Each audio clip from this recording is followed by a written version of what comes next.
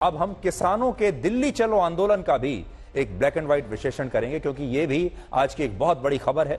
और आज हम आपको यह बताने वाले हैं कि जब केंद्र सरकार वर्ष 2021 में तीनों कृषि कानून रद्द कर चुकी है, तो फिर ये सारे किसान दोबारा से दिल्ली में आंदोलन क्यों करना चाहते हैं। क्योंकि आप भी सोच रहे होंगे कि पहले जो पिछला किसान आंदोलन हुआ था वो इसलिए हुआ था क्योंकि कृषि कानून आए थे और ये विरोध कर रहे थे।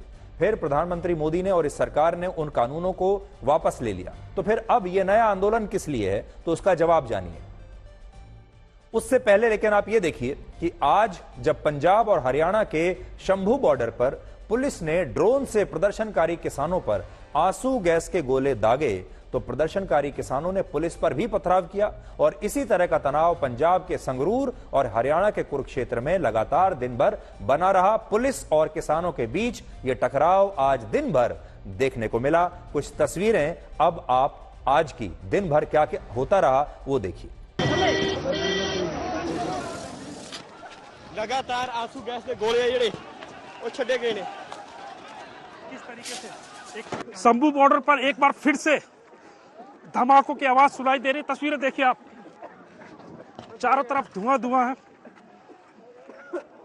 आंसू गैस के गोले लगातार छोड़े जा रहे, भगदड़ मची हुई है।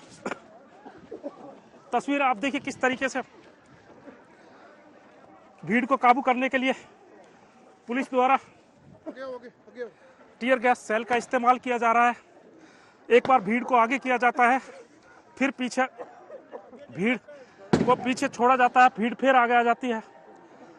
तकरीबन 2 घंटे से लगातार इस तरह के हालात यहां पर बने हुए हैं, जहां पर पुलिस भीड़ को काबू करने की कोशिश करती है, लेकिन भीड़ और बेकाबू हो रही है। तस्वीर आप देखिए, यहां पर लगातार टीयर गैस के सेल छोड़े जा रहे हैं। देखिए तस्वीरें किस तरीके से यहां पर माहौल तनावपूर्ण बना हुआ है। किसानों के इस आंदोलन की वजह से दिल्ली के सभी बॉर्डर्स को अब सील कर दिया गया है। और यह बात हमारे दर्शकों को भी आज नोट करनी चाहिए। हमारे जो दर्शक एनसीआर में रहते हैं, दिल्ली और एनसीआर में, जो दर्शक हरियाणा और पंजाब में भी रहते हैं और दिल्ली आने के बारे में सोच रहे हैं, यह खबर जरा ध्यान से देख लें। अब यहां पर दिल्ली के जितने बॉर्डर हैं वहां पर बैरिकेडिंग करके भारी पुलिस बल की तैनाती की गई है। और इसकी वजह से दिल्ली के Singhu border, Tikri border, Ghazipur border, Loni border और कालिंदी कुंज बॉर्डर पर जबरदस्त ट्रैफिक जैम इस समय लगे हुए हैं। और कालिंदी कुंज पर लगा ट्रैफिक जैम तो इस समय 5 किलोमीटर से भी ज्यादा लंबा है। इसलिए जो लोग दिल्ली से पंजाब, हरियाणा या राजस्थान जाने के बारे में सोच रहे हैं, आपको कोई काम है वहां पर, आपका कोई कार्यक्रम है जाने का, या जो लोग इन राज्यों से दिल्ली आने के बारे में सोच रहे हैं, उन तमाम दर्शकों को आज हम ये बताना चाहते हैं कि ज्यादातर बॉर्डर पर कड़ी सुरक्षा होने की वजह से आप भीषण ट्रैफिक जैम में फंस सकते हैं। इसलिए दिल्ली में सोच समझकर ही प्रवेश कीजिए। आसपास के राज्यों से अगर आप आ रहे हैं और अगर आप इन राज्यों में जा रहे हैं जैसे पंजाब और हरियाणा, तो भी सोच समझ कर ही जाइए। अगर बहुत जरूरी काम है तभी घर से निकलिए, वरना थोड़े दिन रुक जाइए।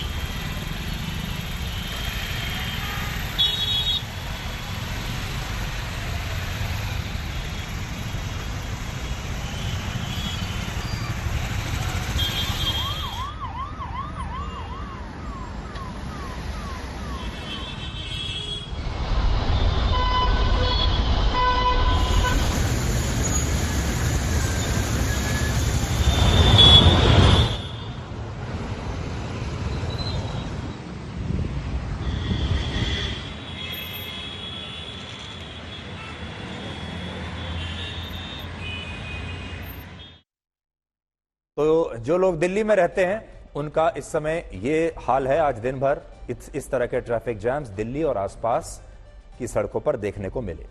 भारत एक कृषि प्रधान देश होने के साथ साथ इस समय एक प्रदर्शन प्रधान देश भी बन चुका है। और दिल्ली दुनिया में विरोध प्रदर्शनों की सबसे बड़ी राजधानी बन गई है, जहां प्रतिदिन औसतन 23 विरोध प्रदर्शन होते हैं। एक बार फिर से सुन लीजिए, औसतन हर दिन दिल्ली में 23 विरोध प्रदर्शन होते हैं। वर्ष 2023 में यानी पिछले साल दिल्ली में 2041 धरने हुए, 1627 विरोध प्रदर्शन हुए, 929 जुलूस निकाले गए, 172 रैलियां हुई और 107 बंद और भूख हड़तालें हुई। और वर्ष 2022 के मुकाबले वर्ष 2023 में दिल्ली में 70% ज्यादा आंदोलन हुए। लेकिन फिर भी हमारे देश में अक्सर विपक्षी दल और एक तबका ये कहते हैं कि भारत में अभिव्यक्ति की आजादी खतरे में पड़ गई है और लोगों में असहनशीलता बढ़ती जा रही है। जबकि सच्चाई यह है कि आप दिल्ली के लोगों के बारे में सोचिए। दिल्ली के लोगों ने वायु प्रदूषण के साथ साथ विरोध प्रदर्शनों की वजह से होने वाली समस्या के साथ भी अब एडजस्ट करना सीख लिया है, अब रहना सीख लिया है। और इतने सहनशील लोग आपको पूरी दुनिया में शायद कहीं नहीं मिलेंगे जितने सहनशील लोग आपको दिल्ली में मिलेंगे, क्योंकि दिल्ली में हर दिन कोई ना कोई विरोध प्रदर्शन, कोई ना कोई आंदोलन, कोई ना कोई धरना रहता है और हर दिन किसी ना किसी बात पर ऐसे ही ट्रैफिक जैम लगा रहता है। तो दिल्ली वालों के बारे में भी आज आपको सोचना चाहिए। और अब इस सवाल पर आते हैं कि ये किसान आंदोलन अब हो क्यों रहा है और इस आंदोलन की 12 प्रमुख मांगें क्या है। देखिए, आप दिन भर हिंसा की तस्वीरें देखते रहे, तोड़फोड़, संघर्ष की तस्वीरें देखते रहे, लेकिन आपको यह नहीं पता होगा कि इन किसानों की मांग क्या है। तो इनकी 12 मांगे हैं और मैं एक एक करके आपको सारी मांगे बताता हूं। पहली मांग है, सभी फसलों पर किसानों को न्यूनतम समर्थन मूल्य की गारंटी देने के लिए एक राष्ट्रीय कानून बनाया जाए। एमएसपी जिसको कहते हैं, न्यूनतम समर्थन मूल्य यानी एमएसपी की गारंटी। मिनिमम सपोर्ट प्राइस यानी एमएसपी, और एमएसपी का कॉन्सेप्ट एमआरपी के कॉन्सेप्ट जैसा ही होता है। जब आप सामान खरीदते हैं तो आपके सामान के पैकेट पर एक एमआरपी लिखा होता है और इसमें एमआरपी और एमएसपी लगभग एक ही कॉन्सेप्ट है, जिसमें किसानों को यह गारंटी मिलेगी कि अगर बाजार में किसी भी वजह से उनकी फसलों की कीमतों में गिरावट आती है तो ऐसी स्थिति में भी उनकी फसलों की खरीद एक न्यूनतम कीमत पर की जाएगी, जिसे एमएसपी कहते हैं। अभी हमारे देश में सिर्फ 22 फसलों की खरीद ही एमएसपी के तहत होती है, इसलिए किसान चाहते हैं कि अब उन्हें एमएसपी की यह गारंटी सभी फसलों पर मिलनी चाहिए और केंद्र सरकार को इस पर एक राष्ट्रीय कानून बनाना चाहिए। यह डिमांड नंबर 1 है, सबसे बड़ी मांग तो यही है। हालांकि यह बात थोड़ी सी अजीब भी है कि पंजाब के जो किसान एमएसपी पर राष्ट्रीय कानून बनाने की मांग कर रहे हैं, उन्हीं किसानों को देश में एमएसपी का सबसे ज्यादा लाभ अभी मिलता है। वर्ष 2020 में रबी की जिन फसलों को सरकार ने एमएसपी पर खरीदा, उससे 43,33,000 किसानों को लाभ मिला था और इनमें से सबसे ज्यादा 10.5 लाख किसान पंजाब से थे और 7,80,000 किसान हरियाणा से थे। यानी देश में एमएसपी का लाभ जिन किसानों को मिला, उनमें से 42% किसान अकेले पंजाब और हरियाणा से थे। लेकिन आज पंजाब के ही किसान एमएसपी को लेकर यह आंदोलन भी कर रहे हैं। हालांकि बहुत सारे एक्सपर्ट्स ये मानते हैं कि सभी फसलों का न्यूनतम समर्थन मूल्य तय करना व्यवहारिक नहीं है। जो बड़े बड़े अर्थशास्त्री हैं उनका ये कहना है, क्योंकि अगर किसी फसल की गुणवत्ता यानी क्वालिटी अच्छी नहीं है लेकिन सरकार ने उसका एमएसपी तय किया है, तो उस खराब क्वालिटी की फसल को भी एमएसपी पर खरीदने के लिए सरकार को बाध्य होना पड़ेगा। और अगर सरकार ने ऐसा कर भी लिया तब भी बाजार में लोग इस खराब गुणवत्ता की फसल को कभी खरीदेंगे नहीं। और इसीलिए अर्थशास्त्री और एक्सपर्ट मानते हैं कि सभी फसलों पर एमएसपी की व्यवस्था को लागू करना शायद व्यवहारिक नहीं होगा देश के लिए। एमएसपी मुख्य रूप से धान और अनाज की फसलों पर लागू होता है और सरकार जब फसलों की एमएसपी तय करती है तो उसका उद्देश्य यही होता है कि किसानों को उनकी फसल की लागत का 50% रिटर्न मिल जाए, जिसकी सिफारिश स्वामीनाथन आयोग ने भी अपनी रिपोर्ट में की थी। लेकिन अभी समस्या यह है कि हमारे देश में सभी किसानों को एमएसपी का लाभ नहीं मिल पाता और इसीलिए एमएसपी के कॉन्सेप्ट को बहुत सारे एक्सपर्ट्स व्यवहारिक नहीं मानते हैं। लेकिन आज राहुल गांधी ने एक बहुत बड़ी घोषणा की है और उन्होंने कहा है कि लोकसभा चुनाव के लिए उन्होंने अपनी पहली गारंटी का ऐलान किया है और कहा है कि अगर कांग्रेस की सरकार आई तो देश के 15 करोड़ किसानों से उनकी फसल एमएसपी पर खरीदी जाएगी और कांग्रेस पार्टी स्वामीनाथन आयोग की सिफारिशों को लागू जरूर करेगी। तो यह राहुल गांधी का एक बहुत बड़ा ऐलान है और उन्होंने कह दिया है कि अगर कांग्रेस की सरकार आई तो किसानों की इस मांग को मान लेगी और एमएसपी का कानून लागू कर देगी। ये बहुत बड़ा वादा है देश के किसानों के लिए राहुल गांधी का, और उन्होंने बिल्कुल सही समय पर आज ये ऐलान कर दिया। और वो ये भी कहते हैं कि स्वामीनाथन आयोग की रिपोर्ट को भी लागू कर देंगे। लेकिन क्या आप जानते हैं कि स्वामीनाथन आयोग की रिपोर्ट कब आई थी? यह रिपोर्ट वर्ष 2006 में आई थी। यह आज या कल की रिपोर्ट नहीं है, 2006 में आई थी।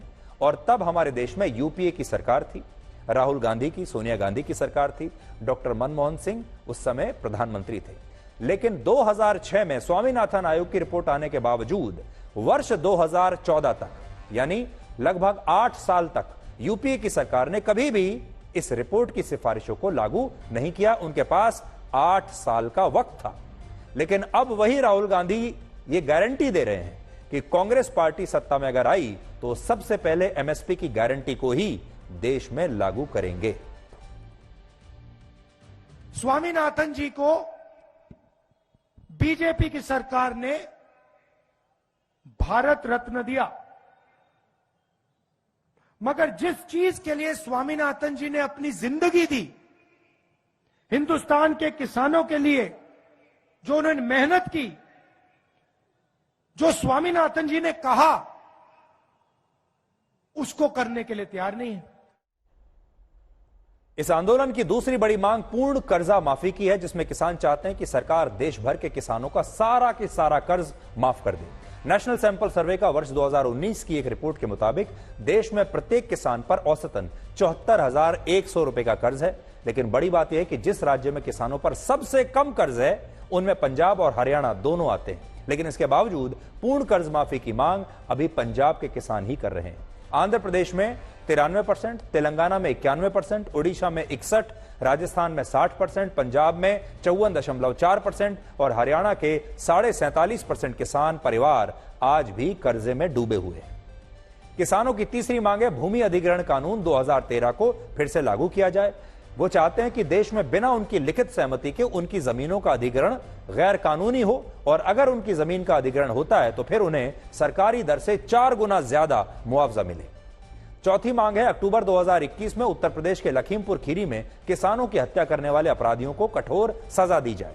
पांचवी मांग है भारत वर्ल्ड ट्रेड ऑर्गेनाइजेशन यानी WTO से अलग हो जाए और WTO के साथ होने वाले सभी फ्री ट्रेड एग्रीमेंट्स रद्द कर दिए जाए। छठी मांग है किसानों और मजदूरों के लिए सरकार एक नई पेंशन स्कीम की शुरुआत करे, जिसके तहत सभी किसानों को 60 साल से ऊपर हर महीने 10,000 रुपए की पेंशन दी जाए, यानी हर किसान को 10,000 रुपए महीने की पेंशन मिले। सातवीं मांग है 2020 और 21 के किसान आंदोलन में मरने वाले लोगों को मुआवजा दिया जाए और मृतक किसानों के परिवारों से एक सदस्य को कम से कम सरकारी नौकरी मिले। आठवीं मांग बिजली संशोधन विधेयक 2020 को समाप्त किया जाए, जिसके तहत किसान बिजली दरों में मिलने वाली सब्सिडी का मुद्दा उठा रहे हैं। नौवीं मांग मनरेगा योजना के तहत हर साल मजदूरों को 100 की बजाय 200 दिन रोजगार की गारंटी हो और दैनिक मजदूरी को भी, यानी रोज की जो मजदूरी है उसे बढ़ाकर 700 रुपए प्रतिदिन किया जाए।